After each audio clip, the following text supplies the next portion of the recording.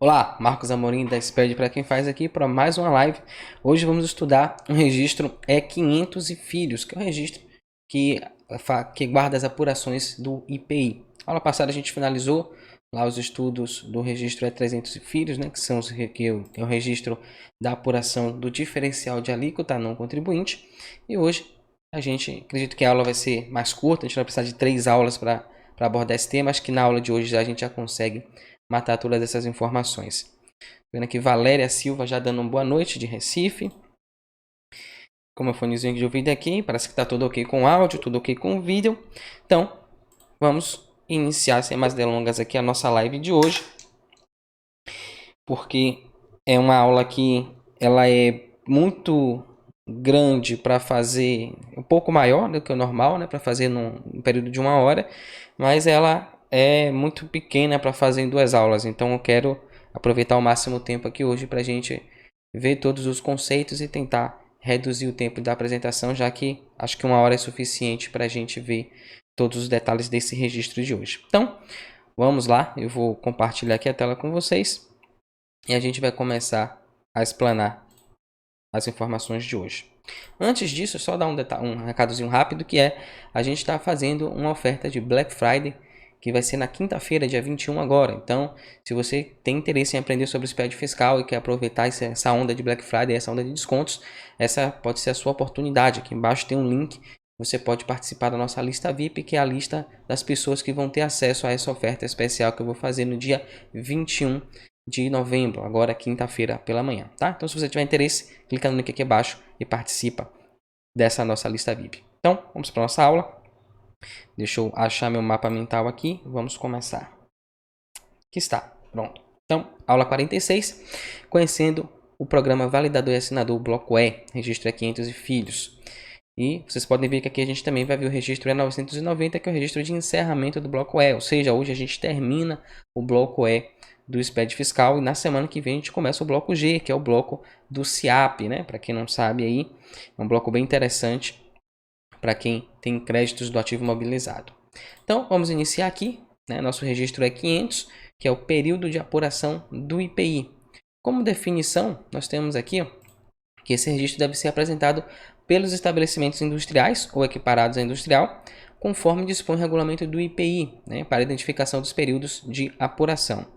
Então, basicamente, se você for contribuinte do IPI, você vai informar esse registro. Se você não for, então não precisa informar.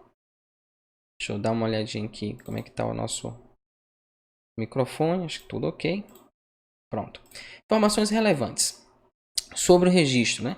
Esses períodos informados eles devem abranger todo o período previsto no registro 0000, né? Ou seja, lá o nosso registro de abertura, onde a gente coloca as informações da empresa, CNPJ, inscrição estadual e também o período que a gente está escriturando.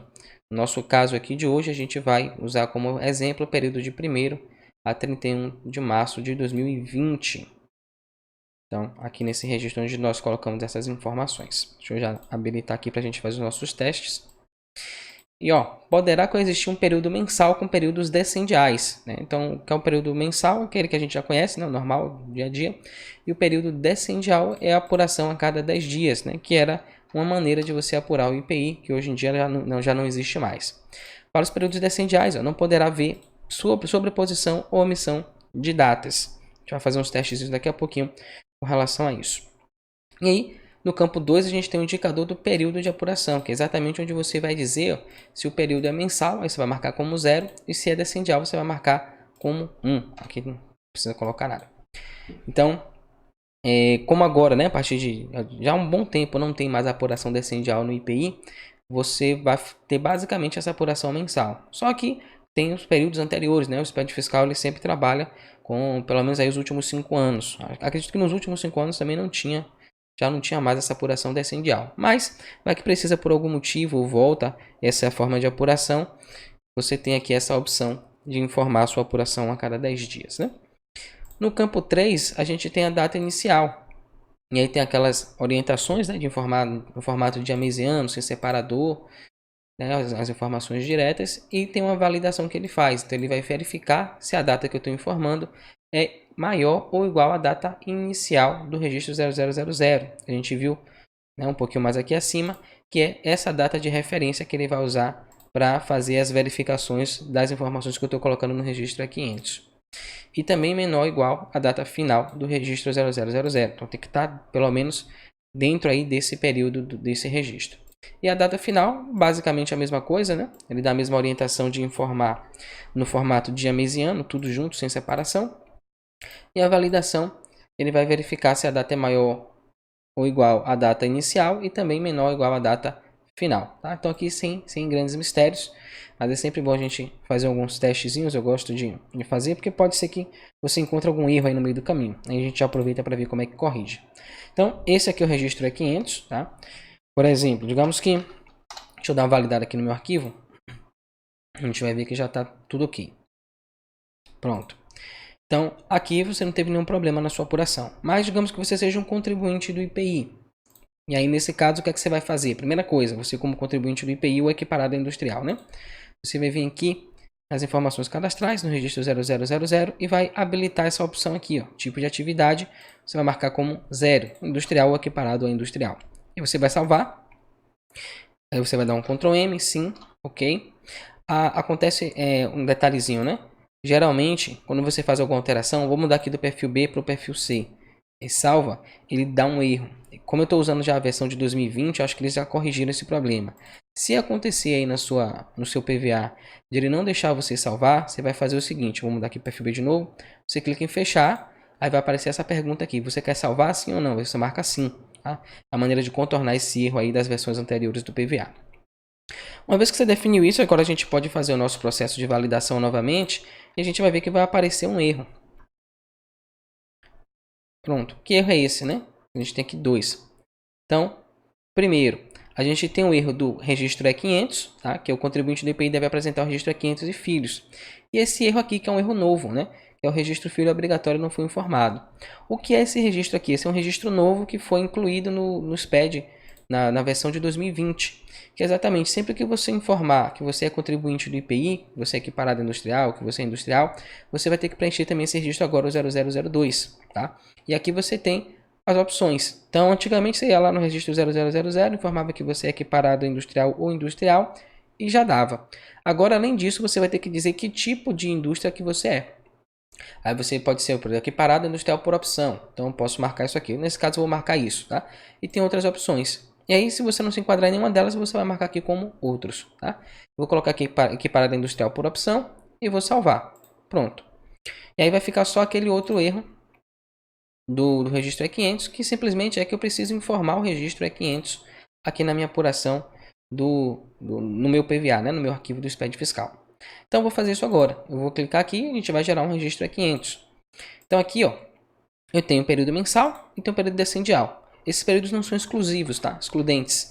Então, como a gente viu aqui, ó, poderá coexistir um período mensal com períodos decendiais. Então, eu posso informar tanto o período mensal aqui, então 1º de março de 2020 a 31 de março de 2020, como posso informar também períodos decendiais. Então, eu vou fazer o seguinte, eu vou informar aqui 3 períodos decendiais. Vou informar um só para ver se ele vai dar mais um tipo de validação, algum tipo de erro. Então, vamos lançar aqui 1º de março de 2020 até o dia 10 de março de 2020. Vamos validar e ver o que é que vai acontecer aqui.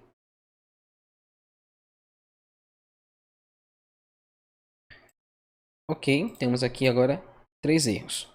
Então, aqui é normal, né? O registro E520, porque eu gerei o E300, o E500, então eu tenho que gerar os registros filhos deles. A gente vai ver isso daqui a pouco, esses erros aqui a gente vai deixar para mais tarde. Aqui no E500, ó, os períodos informados no registro E500 deverão abranger todo o período da escrituração, para cada tipo de indicador do período de apuração do IPI informado, não sendo permitidos intervalos. Então, que crítica é essa aqui? Embora ele mostre aqui, ó, do dia 1º até o dia 10, não, é isso mesmo, eu pensei que ele estava mostrando do dia 1º até o dia 31. Então, ele informando do 1º até o dia 10, ele está dizendo, ó, tá faltando os outros decêndios, né? Então, eu vou ter que vir aqui e informar mais 2 decêndios. Então, vou marcar aqui como dia 11 de março de 2020 até o dia 20 de março de 2020. E depois, aí a dúvida, né? Será que eu vou ter que informar de 21 a 30 e fazer mais um só com um dia, ou ele deixa eu informar direto? Vamos descobrir isso aqui agora. Então, descendial, dia 21 de março de 2020 até, vou botar dia 31 de março de 2020. E agora a gente valida. Se tudo der certo, vai ter só 2 erros, né? Se ele considerar aqui até o dia 31. Vamos ver. Ok, piorou. Tem 4 erros agora, vamos ver. Esse aqui a gente desconsidera. Vai ampliando porque agora eu informei vários registros, né? Vários registros descendiais. Então, todos aqui são o mesmo tipo de erro, que é eu informar os dados lá no E520. Deixa eu só fazer uma outra alteração aqui. Vou informar dia 30 de março de 2020. E vou informar o dia 31 solto aqui, isolado, para ver se ele vai dar algum tipo de crítica. Ok, validar, sim, ok. Vamos ver. 5 erros, todos do E520, né? Pronto. Então, beleza. Eu posso fazer a divisão aí da forma que eu quiser. Bom, como há muito tempo já, né? Nos últimos 5 anos a gente não teve essa apuração descendial, a gente não vai utilizar ela. Mas se a gente fosse utilizar, seria exatamente o mesmo tipo de lançamento, o mesmo tipo de dados que a gente colocaria aqui. Mudaria só o código de um recolhimento que a gente utilizaria na hora de gerar o DARF, tá? Mas a gente não informa isso aqui. Então eu vou apagar esses outros e a gente vai trabalhar apenas com o período mensal nessa aula. Tá? Então vale a mesma coisa para o descendial. Pronto, então o próximo registro que a gente vai utilizar aqui é o registro E510, tá? Que são os valores consolidados. Então vamos descendo aqui, vamos pegar o registro filho, registro E510, consolidação dos valores de IPI, que é o que a gente vai fazer aqui, né? Esse registro deve ser preenchido com os valores consolidados do IPI, de acordo com o período informado no registro E500, tomando-se por base as informações prestadas no registro C170 ou, nos casos de notas fiscais eletrônicas de emissão própria, no registro C100.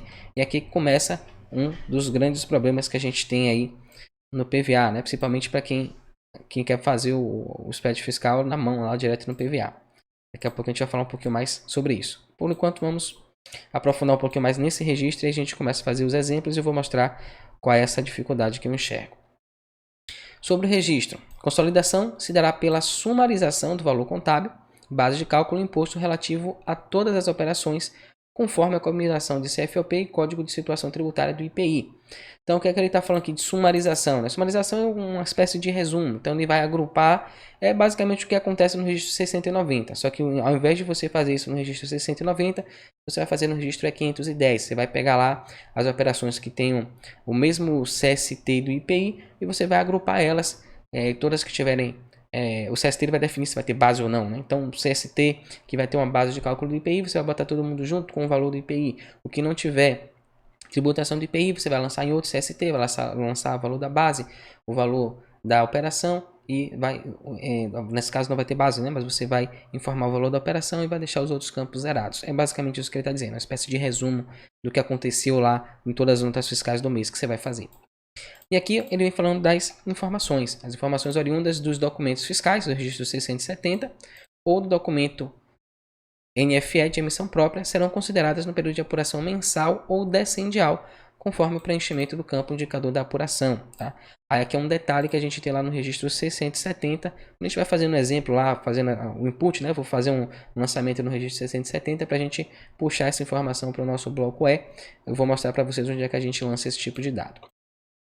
O Código Fiscal de Operações e Prestações, já velho conhecido nosso, né, que é o famoso CFOP, então ele deve existir de acordo com essa tabela aqui, que é o ajuste que está lá no ajuste CINF 7 de 2001, mas também tem lá o anexo do ajuste do convênio sem número de 1970, né, que é a base aí das escriturações fiscais, né? E aí você pega essas mesmas informações, valem hoje em dia para o SPED fiscal.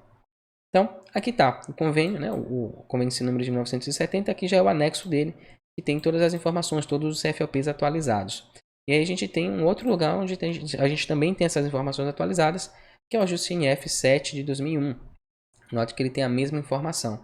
Então, tanto faz você vir pelo ajuste 7 de 2001 ou vir pelo anexo lá do convênio sem número de 1970, você vai ter a mesma informação. Aqui só vai estar um pouquinho mais colorido, né? Aqui ele já é mais direto.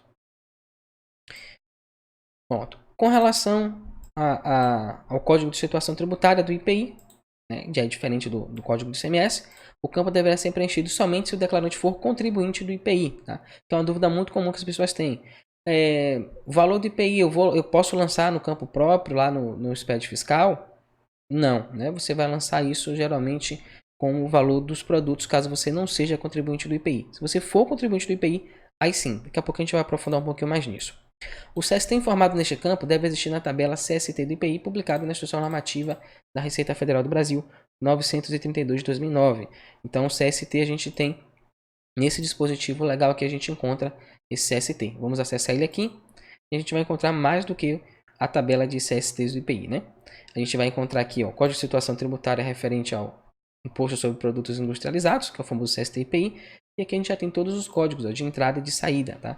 Geralmente a gente tem aí tem aquela tabela, né? No caso do ICMS que a gente está acostumado, tem a tabela A, a tabela B. Aqui não, aqui é uma tabela só, 2 dígitos, e já contempla também todas as operações de entrada e de saída. Então, até aqui, ó, até o 49, a gente tem as operações do CST de entrada do IPI. E até o 99 a gente tem as operações de saída. Então é nisso aqui que a gente vai se basear quando a gente for fazer a nossa tributação, né? Quando a gente for fazer os lançamentos da nota fiscal. No valor contábil, a gente vai informar a parcela correspondente ao valor contábil, né? A base de cálculo, na verdade, o valor da operação daquela nota fiscal. Levando em consideração o nosso CFOP e o Código da Situação Tributária. É aquela sumarização que ele está falando, né? Separar, segregar, da mesma forma que a gente faz quando fala de enfoque do declarante, né? CFOP, CST, alíquota do ICMS, aqui é a mesma coisa. A gente só não vai ter alíquota, a gente não tem um campo da alíquota do IPI para lançar. A gente vai lançar o valor da operação, vai lançar o valor da base de cálculo do IPI e vai lançar também o valor do IPI nesses casos, tá?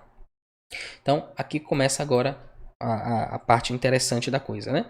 Então, o que é que ele falou? A gente vai sumarizar as informações com base no registro C170 das operações que eu lançar aqui no meu SPED fiscal. Só que tem uma situação, né? Aqueles mais atentos aí já devem ter sacado. O registro C170 eu só vou informar ele nas operações de entrada, nas operações de saída eu não informo o registro C170. E aí ele fala aqui, né? Que no caso das notas de emissão própria, notas fiscais eletrônicas de emissão própria, a gente vai lançar os valores do IPI com base no registro C100, que é onde a gente informa os totais das operações, tá? Então, vou fazer 2 lançamentos aqui. A gente vai fazer um lançamento de entrada, onde eu tenho o valor de IPI, a gente vai fazer também um lançamento de saída. Então, aqui a nota fiscal. A minha nota fiscal ela tem um valor só de R$5.000. 5.000. O valor das mercadorias é de 5.000 também. E o valor do IPI aqui, vou botar 10%, vai ser R$500 do valor do IPI. E vou salvar. Tá? Não vou preencher os outros campos. Vamos focar só no que interessa aqui, que são os campos do IPI. No registro 670, o que é que eu vou lançar? Tá? Eu vou lançar aqui o número sequencial da nota, o produto, tal, quantidade do item, o valor do item. O valor do item aqui é de R$5.000. Não teve desconto. Vou botar que teve uma movimentação física. Sim. E agora a gente desce aqui para os campos do IPI, tá? Então aqui é onde a gente vai definir como é que vai ser a tributação do IPI. E aí é aqui que muita gente tem dúvida, né? Ah, eu não sou contribuinte. Deixa eu beber uma água aqui rapidinho. Ah, eu não sou contribuinte do IPI, tá? Então nesse caso como é que eu faço? Eu lanço as informações do IPI, muita gente faz isso ainda hoje, tá? Não sendo contribuinte do IPI, lança aqui os dados conforme veio na nota fiscal. E aí, segundo as regras aqui descritas no guia prático, isso está errado, isso não deve ser feito. Tem até um perguntas frequentes aqui que fala disso. Deixa eu achar ele aqui. Pode digitar aqui, ó, spqf.in/perguntas. E a gente vai acessar essa informação. Vou pesquisar aqui. Eu acho que é VL _IPI. Deixa eu ver se eu já acho aqui a pergunta. Pronto, é bem essa aqui, ó. Estabelecimentos não contribuintes do IPI, a questão 11.13.2.1.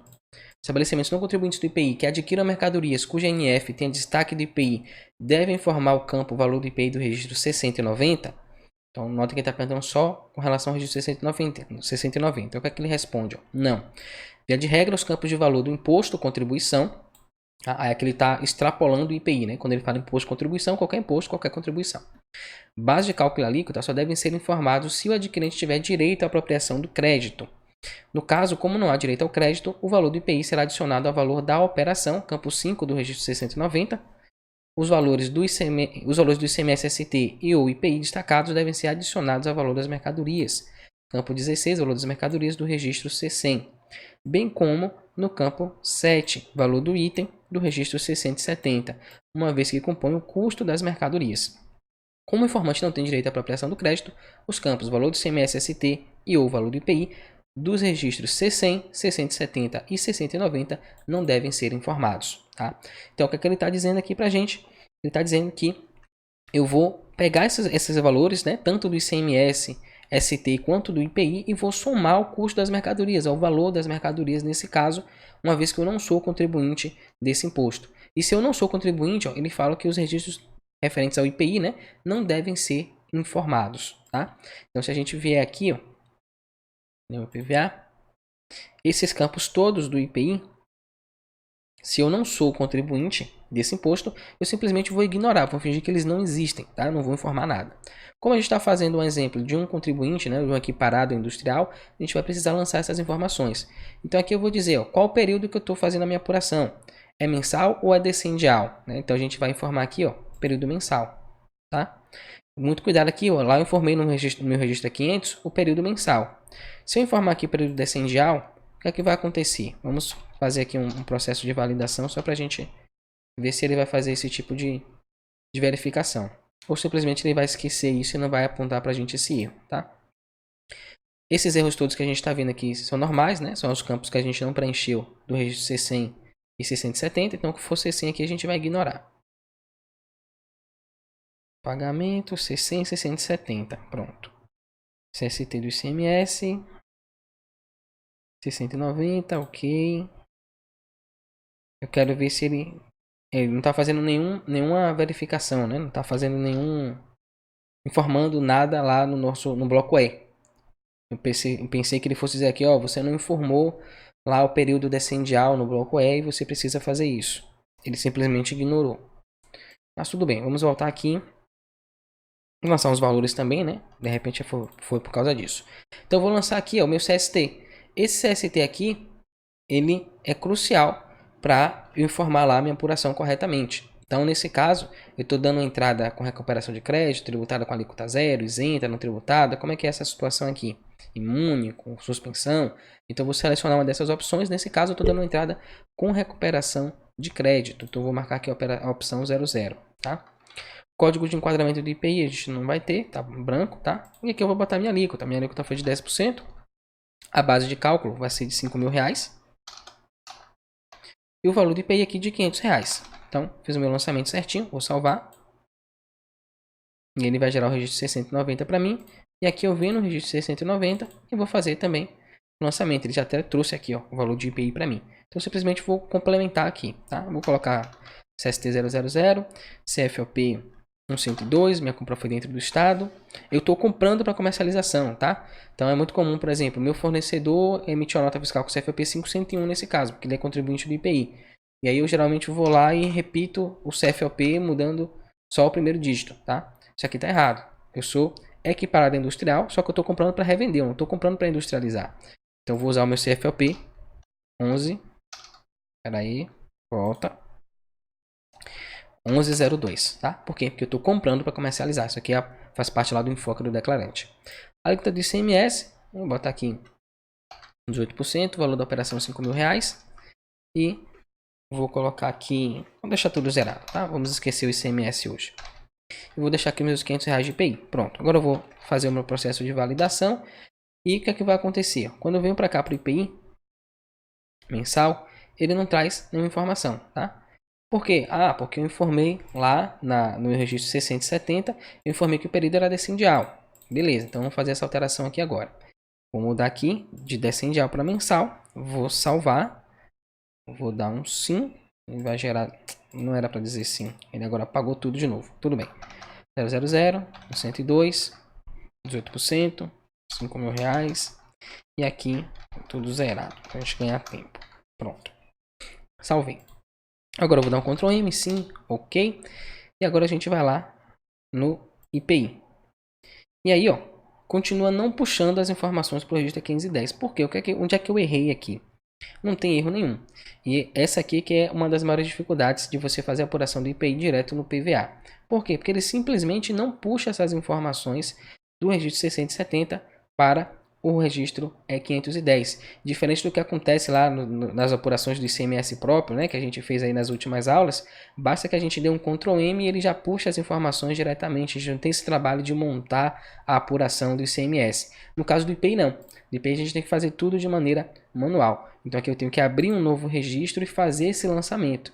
Então lá eu informei o registro 1102, então eu tenho que botar aqui 1102. O CST do IPI, então eu vou lançar aqui o meu CST do IPI que foi 00. E aqui o valor contábil, então eu vou formar aqui meu valor contábil, foi de R$5.000. A base de cálculo também de R$5.000 e o valor do IPI de R$500. Notem que eu não tenho aqui a alíquota para informar, eu informo direto o valor do IPI. E aqui eu salvo aí o meu registro e aqui eu tenho a apuração. Então se eu chegar agora aqui, ó, deixa eu fechar aqui meu e-mail. Se eu chegar aqui agora e der um Ctrl M, ele não vai gerar também aqui o registro E520, tá? Mas tem um macetezinho aqui, ó, que é você gerar um registro. Vou deixar ele aqui, salvar. E agora eu vou dar um Ctrl M. Aí, não, na verdade o macete nesse não. O macete é que ele vai criticar isso pra mim, tá? A partir do momento que eu lanço as informações, ó, ele não faz o lançamento, mas ele critica as informações. Então eu vou colocar tudo zerado aqui. E a gente vai agora fazer o processo de validação. E vamos olhar lá o erro que ele vai trazer lá no nosso relatório de pendências. Ok. Vou pegar aqui os erros. Então a gente tem o valor de crédito de IPI. Ó. Somatório dos valores de IPI, CFOP começado por 1, 2 ou 3, dos registros 690 deve ser igual ao somatório dos créditos de IPI registrados no registro E520. Então notem, ele faz o processo de... Ele identifica que tem um valor lançado lá no registro E500, tá? No registro 690, né, o valor do IPI. E ele sabe que esse valor tem que estar no registro E520. Porém, ele não faz esse processo. Ele não vai lá e monta a apuração pra gente, né? Ele só fala, ó, tá errado, corrija. Aí você vai pegar lá e vai fazer o processo de correção. E aqui embaixo, ele informa de novo. O valor informado dos créditos não confere com o informado no registro E510. Então, não, você informou R$500 de crédito lá e não formou esse R$500 de crédito no E520. Ele já podia trazer, né, pra gente, pra ficar mais fácil. Só que ele não faz esse processo. Então, ele apenas aponta pra gente e a gente tem que chegar lá e fazer o processo de correção. Então, nesse caso aqui, ele está apontando dois erros, que na verdade é um erro só, né? Quando eu pegar esse valor do registro 690, que é os R$500, e lançar aqui como crédito, ele automaticamente vai resolver isso, porque eu também lancei essa mesma informação lá no registro E510. Então, eu vou entrar aqui, ele já traz até o campo, eu vou informar o valor dos créditos, R$500. E aqui ó, já muda, né? O saldo vai ter um saldo que eu dou para o período seguinte. Então, ele já aponta como erro e simplesmente informa que os R$500 também salvo. Então agora se eu fizer o processo de validação, esses erros lá do registro E520 vão sumir. Pronto, sumiu. Só os registros 600, 670 e 690 são aqueles campos que a gente não preencheu, tá? Beleza. Só que ainda tem mais, né? Eu fiz um lançamento aqui de entrada. E se eu estiver fazendo um lançamento de saída, como é que fica? De entrada a gente já viu que já não é tão simples quanto com relação à apuração do ICMS. Mas se for um lançamento de saída, como é que vai ser? Então vamos ver agora. Eu vou entrar aqui, vou gerar um registro C100 da mesma forma. Vou colocar aqui um valor de R$10.000. E vou lançar um valor de IPI aqui de R$1.000. Pronto, está feito aqui meu lançamento. Vou salvar. Só que tem um detalhe, né? Eu não informo o registro 670 nas saídas. Então, se eu não informo o registro 670 nas saídas, como é que eu vou gerar as informações lá do E510, né? Já fica bem mais complicado. Então, eu apenas vou informar aqui no registro 690, 000, CFOP 502, tá? Ah, mas você está tributando IPI e está usando CFOP de revenda. Lembre que a gente está fazendo a apuração de uma empresa que é atacadista equiparada industrial, tá? Então, nesse caso, ela vai usar o CFOP de revenda normalmente, só que pela condição de equiparada industrial por opção, ela vai destacar o IPI na operação, mas a operação não deixa de ser revenda por conta disso. Então, 18% de alíquota. Vamos lançar aqui R$10.000. Zerar as outras informações e focar no IPI. R$1.000 aqui. Salvei. Pronto. Então, Ctrl M, sim, ok. A gente já sabe que não vai trazer as informações para o registro E500, né? Mas tudo bem. A gente vem aqui e a gente vai lá no registro E510 e faz o nosso lançamento. Então aqui eu vou botar meu CFAP 502 e aí começa o problema. Qual CST IPI que eu vou informar? Bom, quando você tem um valor de IPI é até tranquilo, né? Porque você vai chegar aqui e vai dizer, pô, 50, saída tributada, tá? Já que tem o valor de IPI na nota. Então é mais tranquilo. Vou informar aqui 10 mil reais. Vou informar a base de cálculo do IPI de 10 mil também. Vou informar aqui R$ 1.000 de débito. Vou salvar. E aí, eu venho aqui no registro 520. Aqui é simplesmente a apuração, né, do IPI. E vou lançar aqui, ó, o valor dos débitos. R$ 1.000. Aí já vai zerar aqui o meu saldo credor. E eu vou passar a ter um saldo devedor de R$ 500. Eu vou salvar. Pronto. Básico. Bem tranquilo isso aqui. Só que é o seguinte. Se eu tenho agora uma operação. Digamos que nessa mesma nota. Vou fazer o seguinte. Eu vou aumentar o valor dessa nota. Eu vou botar ela com 10 mil reais, 15 mil reais, o valor da nota. E eu tenho R$ 1.000 de IPI, tá? E minha alíquota é de 10%. Ou seja, eu tenho dois produtos. Um produto foi 10 mil reais, e aí eu tenho a tributação do IPI. E o outro produto foi 5 mil reais e não está sendo tributado o IPI. E quando você pegar o SPED fiscal, não vai vir nenhuma informação a respeito de como é que vai ser tributada aquela operação. Como é que a gente faz nesse caso? Lembrando sempre que o ideal é que o contribuinte gere o SPED fiscal para você que já tem essa informação lá. Até porque o RP tem todas essas informações. Ele tem o CST que formula a saída, né? E ele pode gerar as informações para a gente já de maneira automática, já preenchendo para a gente esses registros aqui do registro, esses dados, né, do registro E500. Mas digamos que você não tenha isso. O cliente mandou para você o SPED e tal, e o sistema dele não gera o registro E510. Como é que você vai resolver esse problema? Lembra que a gente tem aqui, ó, os CSTs, né? Então, quando você tem uma saída tributada, é tranquilo. Você já formou lá os dados, está tudo ok. Agora, como é que você vai diferenciar, por exemplo, uma saída que é tributada com alíquota zero, uma saída que é isenta, uma saída que é não tributada, uma saída que é imune, que tem suspensão, né? Já fica bem mais complicado de você fazer isso. Então, das maneiras, né, que é a mais difícil que é de fazer, é você levar em consideração a TIP, né, a tabela do IPI. Então, se você pesquisar aqui, ó, por TIP, tabela do IPI, você vai conseguir encontrar incidência do IPI, tá aqui. Você vai conseguir encontrar através do NCM do produto se ele é tributado, se ele é não tributado, se ele é alíquota zero. Então essas informações você vai ter acesso. Vamos fazer um exemplo aqui. Largura da página. Pronto. Vou botar 2106.9090. Deixa ele achar aqui. Ó. 2106.90. Aqui. Pronto. Então, aqui a gente tem a nossa tabela do IPI, né? Tem as informações sobre os produtos e tal. E notem que a gente tem aqui uma terceira coluna. Tem a primeira coluna do ICM, depois a descrição e por fim a alíquota.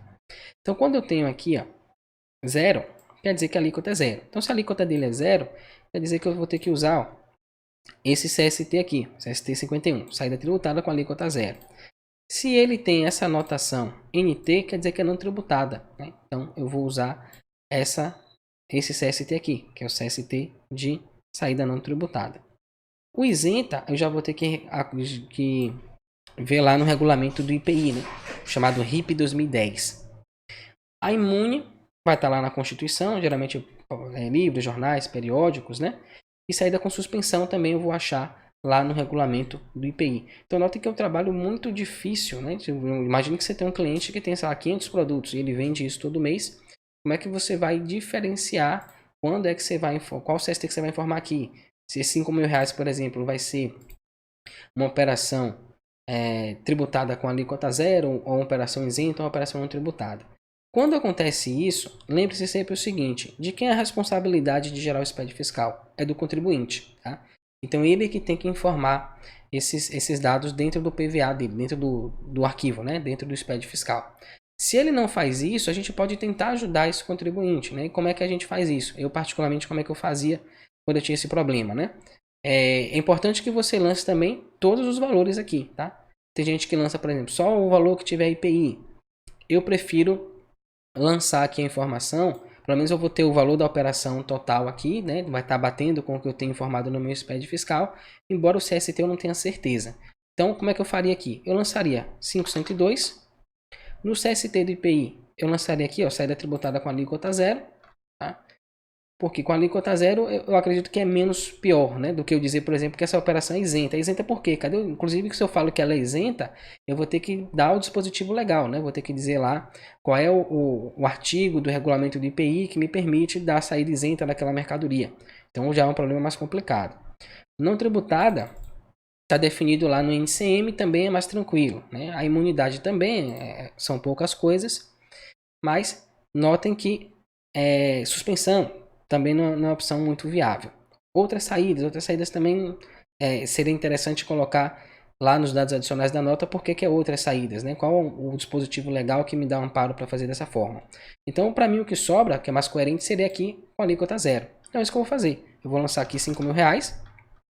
A base de cálculo eu vou deixar zerado, o valor do IPI eu vou deixar zerado. Só que eu garanto, né? Eu tenho uns R$ 15.000 de saída lá no meu SPED fiscal lançado e eu estou informando aqui na minha apuração R$ 15.000 também. Então, fica tranquilo aí dessa forma, tá? E aí, o que é que eu faço paralelo a isso? Eu falo para o contribuinte, ó, o seu SPED fiscal está vindo sem essa informação. A responsabilidade sua gerar o SPED com essa informação.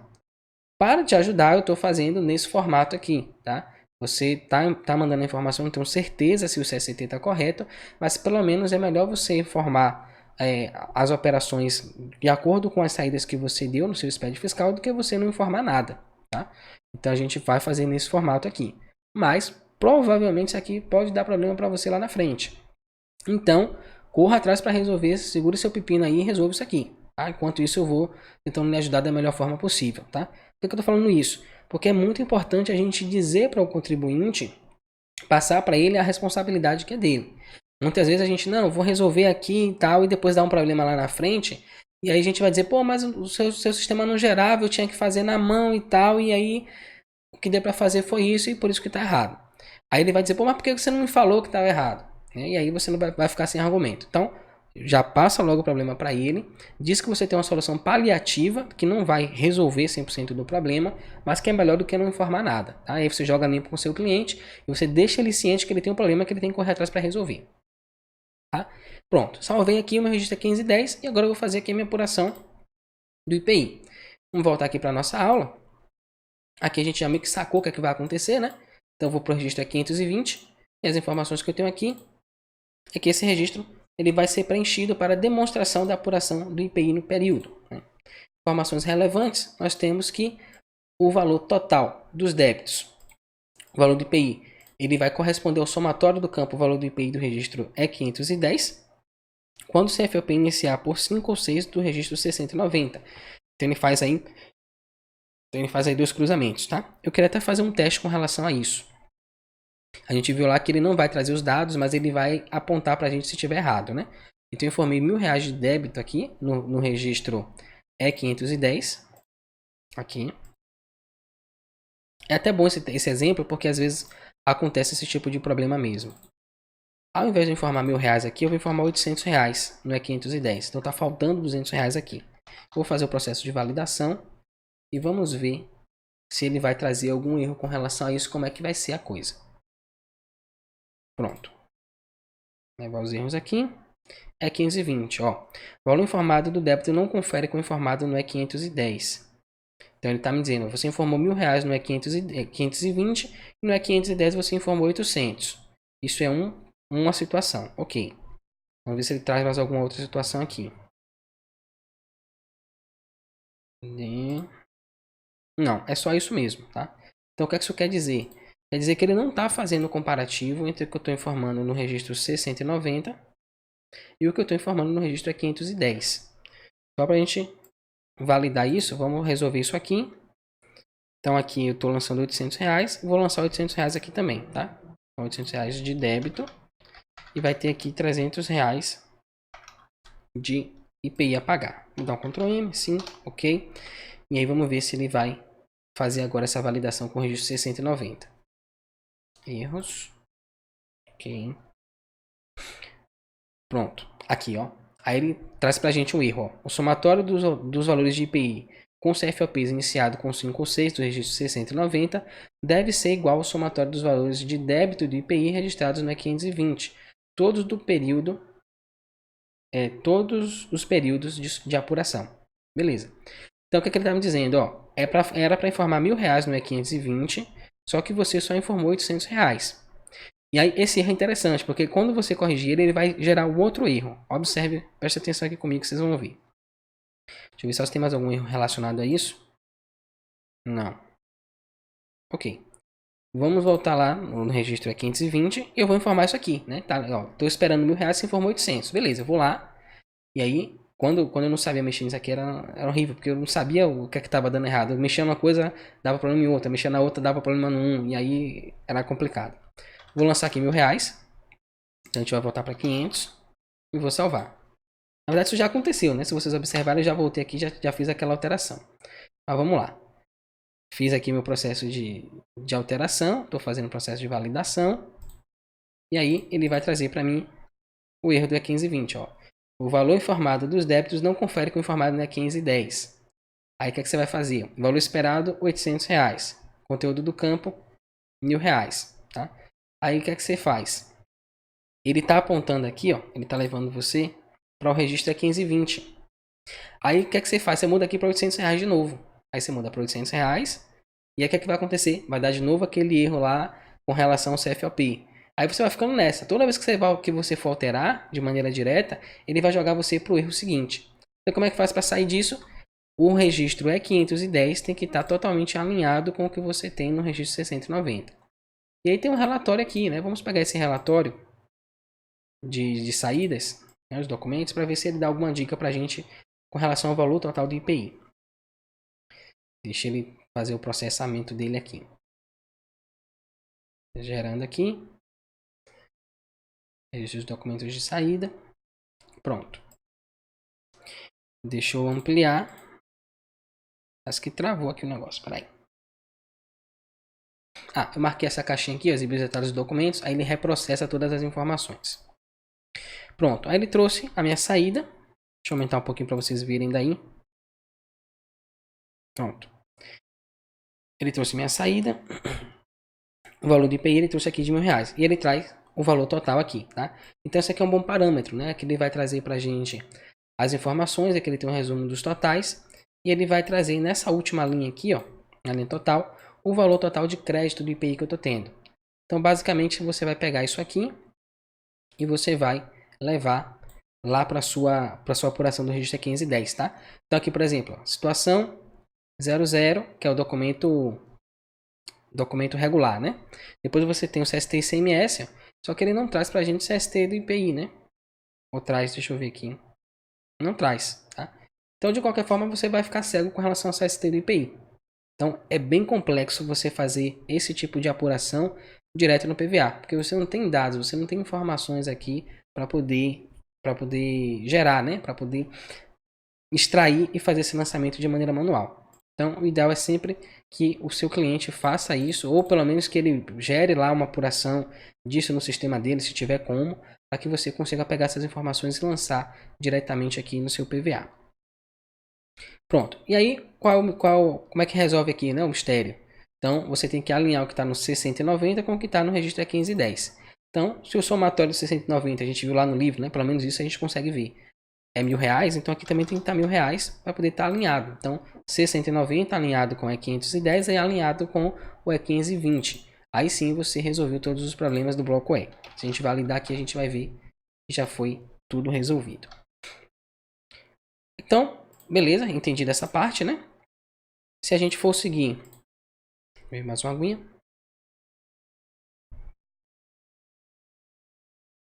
Vamos verificar aqui. Pronto, todos os problemas de novo do bloco E. Bloco E não, bloco C. Tá? Bloco E não tem nada aqui. Pronto, o crédito é a mesma coisa, né? Seguindo a mesma lógica, só que a diferença é que ele vai agora, ele vai fazer o cruzamento dos 60 e 90, começando com, quando o CFOP começar com 1, 2 ou 3, com o que está lá informado no registro é 510, tá? E aí notem que coisa interessante, ó. Aqui eu tenho 5 ou 6, né? Nas minhas saídas. Mas nas entradas eu tenho 1, 2 ou 3. 3 é quando a gente importa a mercadoria de fora do país, né? Inclusive, você pode ser equiparado a industrial por importação. Então, se você importa, dependendo do produto, você vai ter que pagar o IPI referente a esse produto. Já com relação às saídas, é só 5 ou 6, deveria ter o 7 aqui, né? É porque nas saídas, quando eu exporto a mercadoria, eu não pago IPI, né? Então, por isso ele não aparece aqui. Valor de outros débitos. Então, a gente também tem os ajustes de débito, né? Ajuste de débito, ajuste de crédito na nossa apuração do IPI.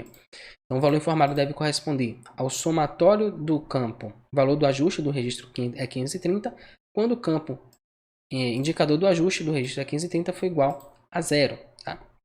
E no campo 06, a gente tem a mesma informação, só que aqui para a gente lançar outros créditos, outros débitos no campo 5, outros créditos no campo 6, e o indicador do registro é 530 vai ser igual a 1. Tá? Então, 0 para débito e 1 para crédito.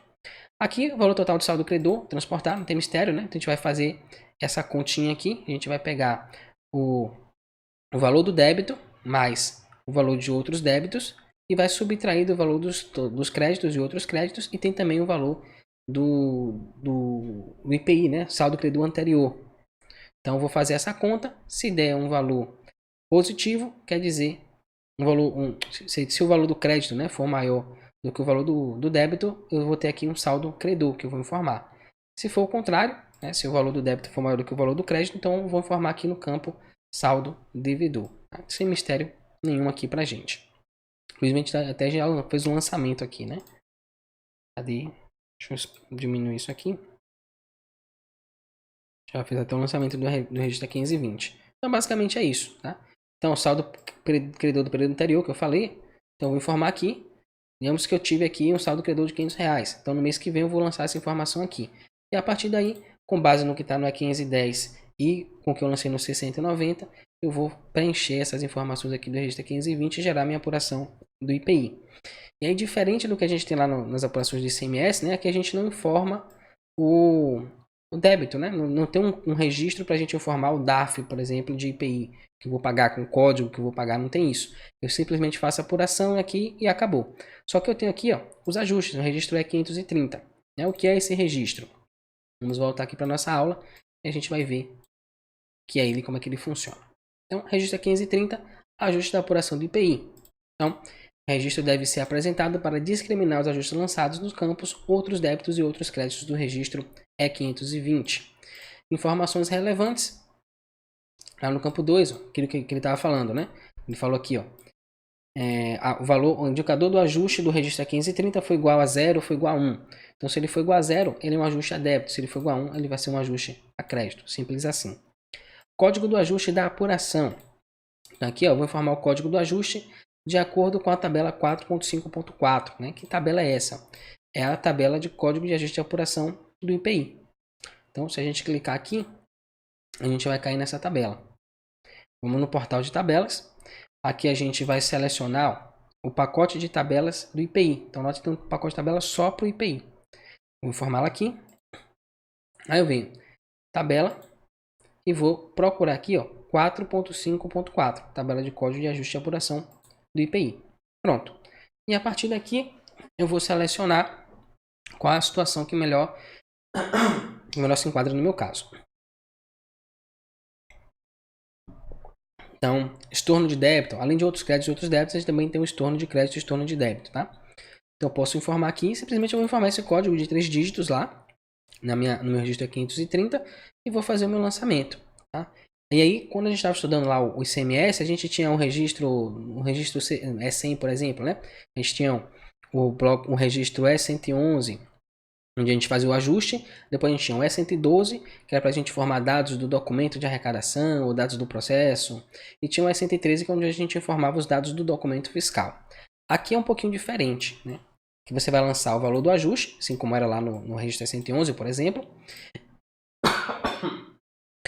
Informar o valor dos ajustes lançados no campo outros débitos ou outros créditos, cujos valores não foram destacados nos documentos fiscais, ou seja, o IPI não foi informado nos registros C100, C170 ou C190, exceto nos casos de transferência de crédito de IPI. Tá?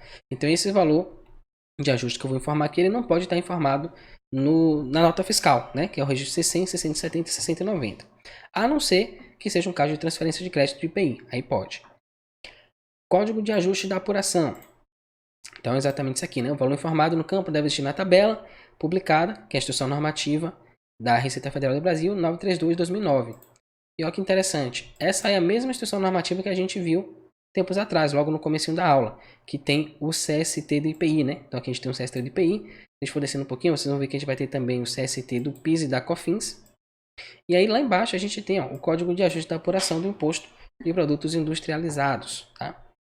Então, a gente tem aqui as informações, torno de débito, crédito recebido por transferência, e aqui tem um detalhamento, né, explicando um pouco melhor o que é cada um desses ajustes.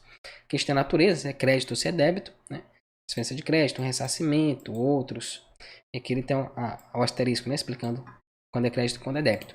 Então, eles resumiram tudo aqui, né? Que você já tem o CST, já tem a tabela de ajustes, tudo no mesmo lugar, é só você pegar e utilizar as informações.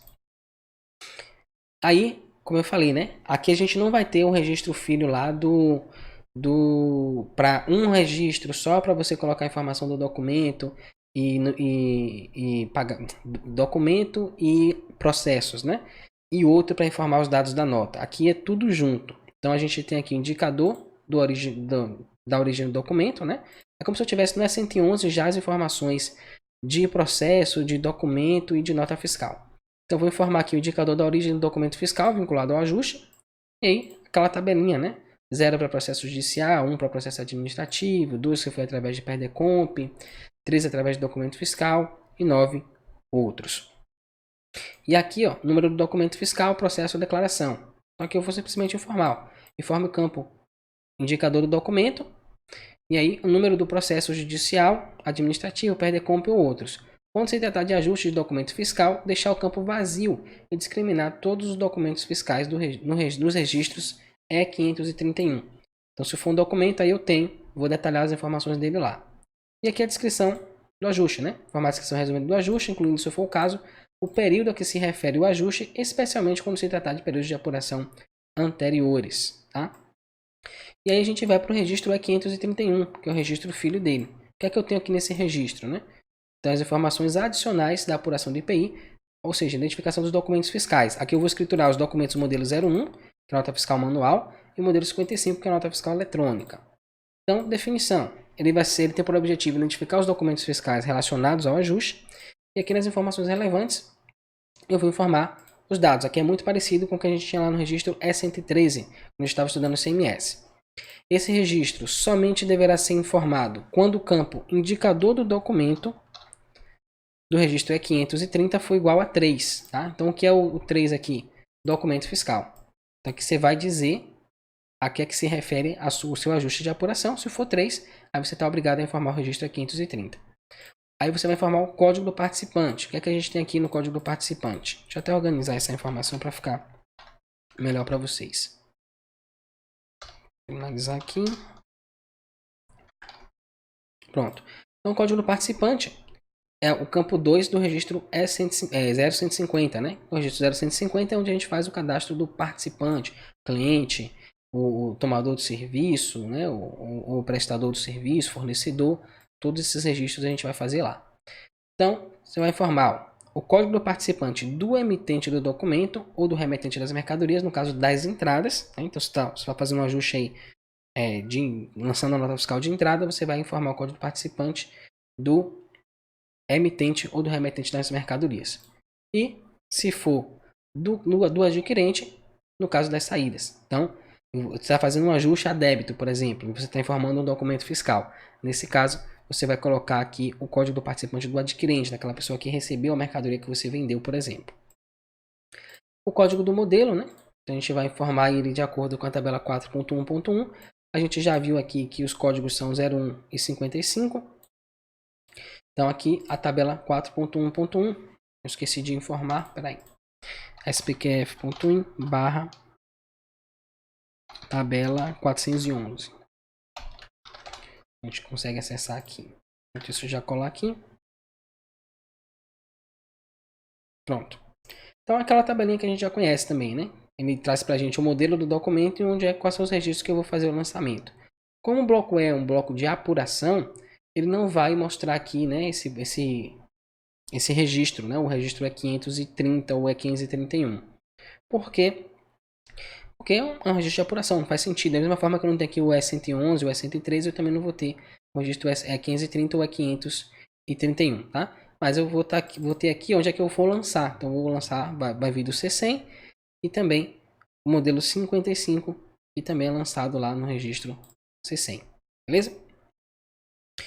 Prosseguindo mais um pouquinho a série, né? Aí tem informação importante aqui, ó. Campo de preenchimento obrigatório com 3 posições para NFE.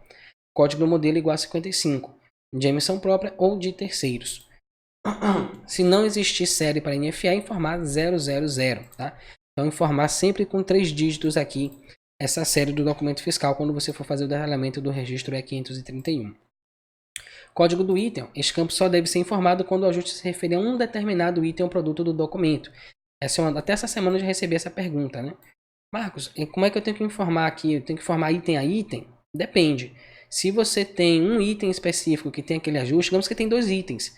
Um item você tem um ajuste para fazer e no outro você não tem ajuste nenhum. Ou você tem um ajuste em um e outro ajuste em outro. Então, nesse caso, o aconselhável é que você faça o lançamento e informe o código do produto do produto que está relacionado àquele ajuste, tá? E se eu não tiver como lançar, são muitos itens, e aí fica difícil para mim fazer esse lançamento. Nesse caso, eu aconselho que você faça o lançamento desconsiderando esse código aqui, aquilo que a gente estava falando, né?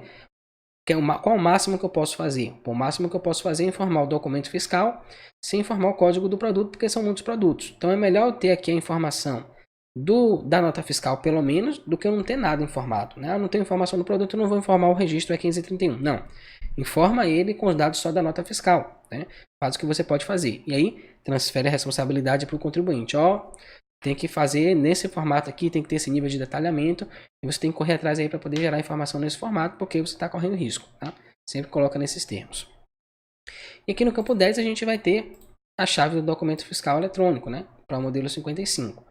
E aí, quando a gente lança a chave, ele faz algumas validações, né? Sempre que eu informo lá o código de modelo, que é esse aqui, né? Que é o campo 3, eu vou ter que informar a chave de acesso. E aí, quando eu lanço a chave de acesso, ele vai fazer algumas verificações. Primeira coisa, ele vai verificar o dígito verificador da chave de acesso, que é aquele último dígito lá. Tem todo um cálculo para gerar aquele dígito, o último dígito da nota, da chave de acesso, né? E ele faz essa verificação. Também ele vai verificar a consistência das informações dos campos número do documento eletrônico e da série, né? Com o número do documento e série contidos na chave do documento eletrônico. Então, na aula anterior, a gente deu uma estudada também sobre como é que é composta a chave de acesso. A gente pode até dar uma olhada nisso aqui agora. Vamos botar aqui composição, chave de acesso, NFE.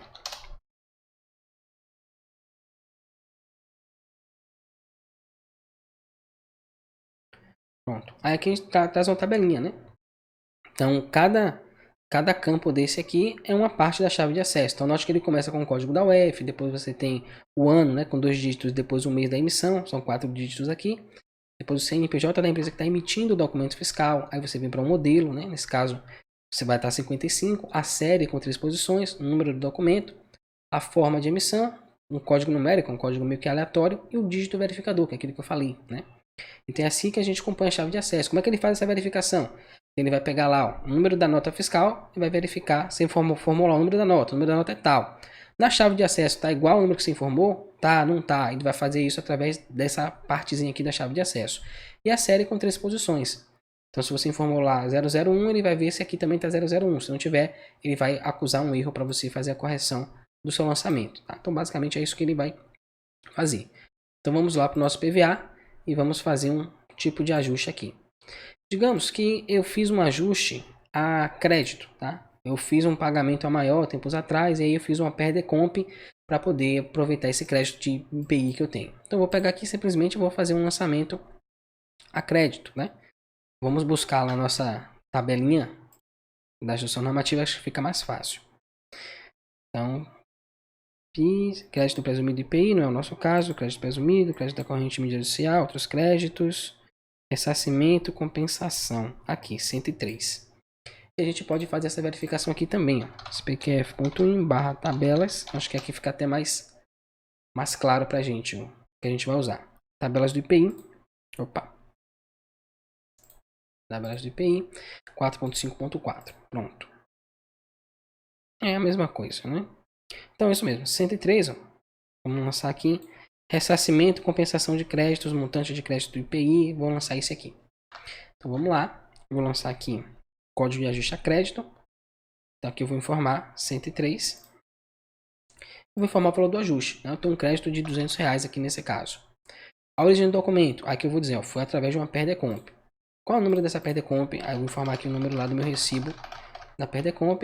E aqui eu vou fazer uma descrição resumida, né? Então nota que é inclusive obrigatório fazer essa informação aqui, ó.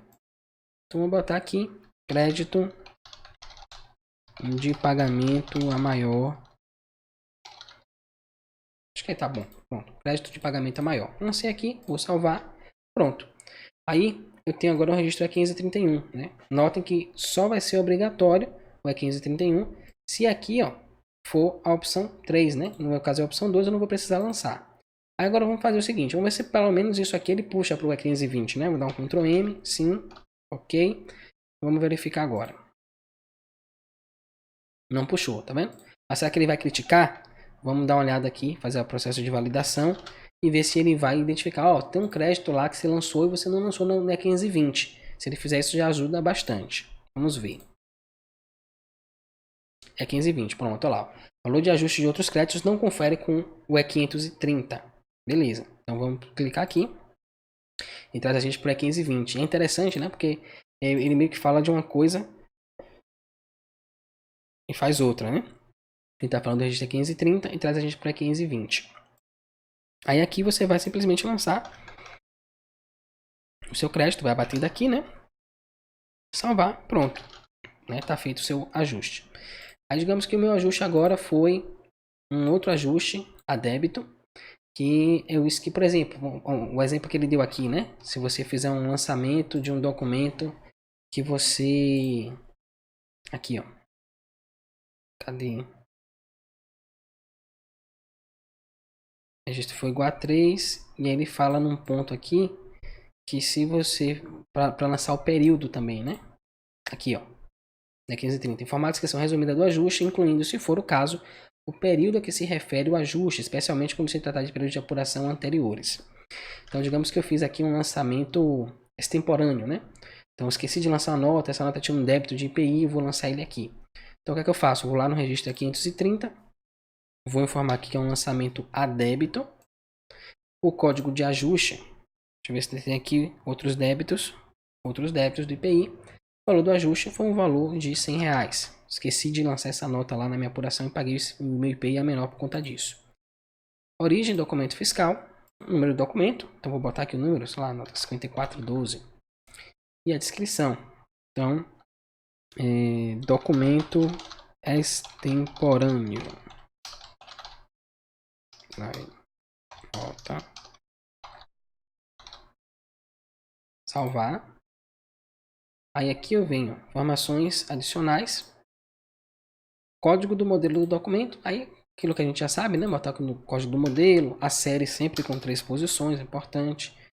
O número, o subsérie não vai ter, número 5412, aqui a data da emissão da nota. Vou botar aqui, já está em março aqui, né? Vou botar no dia 25 de fevereiro de 2020. O valor, R$100.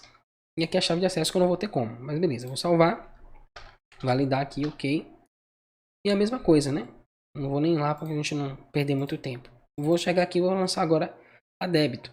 Então, valor de outros débitos. Vou lançar ele aqui, R$100. E vou aumentar aqui o meu valor do débito. Pronto. Então, fiz aqui meu lançamento com todos os ajustes que eu precisava fazer. Vamos ver se vai ter algum erro aqui com relação ao bloco E. Se tiver tudo certo, não vai aparecer mais nenhum. Vamos dar uma olhada aqui.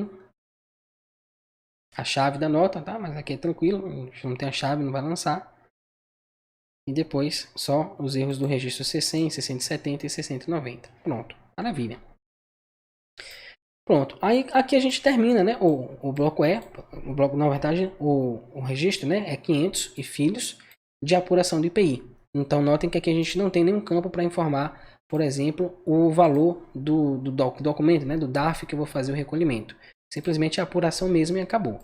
E aí a gente vai para o fechamento do bloco E. né? Que é bem tranquilinho aqui, só uma pequena informação, que é a definição, né? Esse registro é 990, ele destina-se a identificar o encerramento do bloco E e a informar a quantidade de linhas dos registros existentes no bloco. De informações relevantes, nós temos apenas uma, que é a quantidade total de linhas do bloco E. Então, a quantidade de linhas assim informada deve considerar também os próprios registros de abertura e encerramento do bloco. Então, você vai considerar desde o registro E001 até o próprio registro E990, nesse caso, né? E a validação, a quantidade de linhas de registros existentes no bloco é igual ao valor informado no campo quantidade de linha do bloco E, né? Pronto, para a gente ver, aqui é uma informação que a gente não consegue acessar via PVA. Então eu vou ter que exportar o meu SPED fiscal para isso. Vou validar ele aqui. A gente vai exportar o arquivo. Ctrl X. Pronto. E aí eu vou fazer o lançamento dele aqui. Aula, gravar. Vamos lá na nossa pasta. Área de trabalho, aula. Aqui está. Pronto. Então aqui, ó. Esse registro 990 ele vai contemplar isso. Se a gente contar aqui, a gente vai ver que tem 12 linhas. Eu posso simplesmente botar aqui meu mouse no E100. Está na linha 25. Depois eu estou aqui na linha 36. E a gente faz a continha, né? 36 menos 25 vai dar 11 mais 1. Né? Por que mais 1? Porque eu estou considerando, quando eu faço 36 menos 25, eu estou desconsiderando aqui um entre eles, né? Então, como se eu estivesse desconsiderando aqui a linha 19. Então, quando eu coloco mais um, eu estou considerando essa linha também. Então, 12 eu informo aqui, pronto. Depois, lá no finalzinho, quando a gente vai nas aulas finais do SPED fiscal, a gente vai ver esses registros aqui, ó, 990. Então, aqui eu informo o tipo de documento. Então, notem que lá no bloco E eu informei um registro E001, informei um registro E100, um registro E110, um E500, 3 E510, um E1520, dois E1530, um E1531 e um E990. Então ele faz aqui o registro, né, de quantos registros, o registro de quantos registros eu informei dentro desse arquivo meu do PVA. E com isso a gente finaliza a nossa aula de hoje, né? Foi uma aula até bem curtinha, né? Bem tranquila. E a gente volta semana que vem para estudar o registro no bloco E já, né? Lembrando um novo bloco, o bloco E, que é o bloco das operações do SIAP. Acho que a gente tem uma pergunta aqui.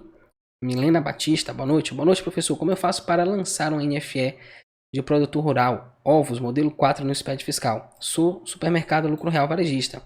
Veio do estado do Espírito Santo, Feira de Santana, Bahia. Maravilha, pronto. Como é que a gente faz isso, né?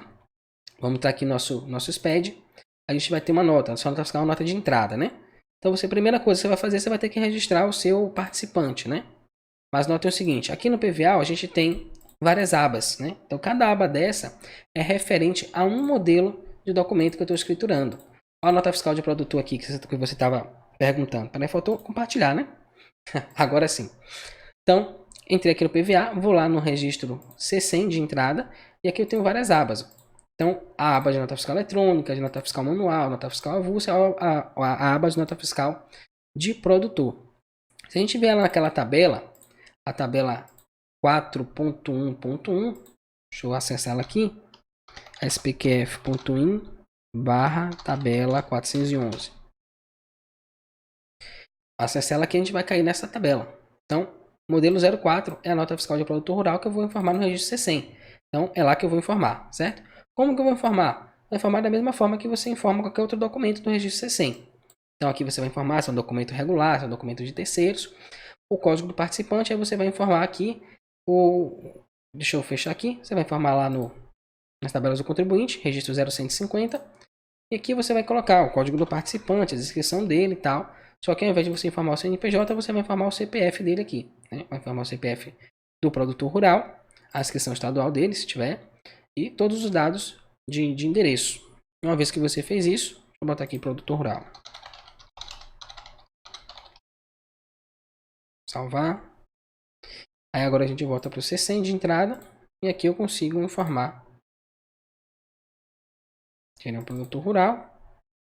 Opa, pronto. E aí o resto é normal, né? Você vai informar o número do documento, a data de emissão, só não vai informar a chave de acesso porque produtor rural nota fiscal manual ainda, né? Então não vai ter chave de acesso. Mas a regra é igualzinha. colocou os dados aqui, depois você vai partir para o registro 670, informar os dados de entrada, aí vai gerar o registro analítico 690 e acabou. Se tiver alguma observação de lançamento, você vai lançar aqui. Se tiver alguma informação dos dados adicionais da nota, vai informar no registro 610. Tudo como é uma nota fiscal qualquer, tá? Como uma nota fiscal manual, como uma nota fiscal eletrônica. Então é exatamente a mesma forma que você vai fazer nesse caso. Beleza, menino? Me diz aí se tá ok a resposta for satisfatória, senão a gente complementa ela. Enquanto eu vou esperando aqui, vou dar os nossos recadinhos de sempre, né? Então, se você gostou dessa aula, se ela foi útil para você, se te ajudou de alguma forma, dá um like nessa aula, isso ajuda a gente a distribuir esse conteúdo através do YouTube. E assina o nosso canal se você ainda não fez isso, porque todo dia a gente dá uma dicasinha sobre o SPED fiscal aqui. Por volta das 7 da manhã a gente libera um vídeo entre 30 segundos e 5 minutos com alguma dica para você implementar aí na sua análise do SPED fiscal, tá? Essa aula vai ficar aqui disponível até a próxima até quinta-feira agora, né? Depois ela sai do ar e ela vai lá para o nosso grupo fechado no Facebook e fica lá até a segunda-feira da semana seguinte. E depois disso ela sai do ar definitivamente e vai passar a compor um dos nossos produtos aqui da SPED para quem faz. Então, se você quiser participar do nosso grupo fechado, aqui embaixo tem um link para você participar dele.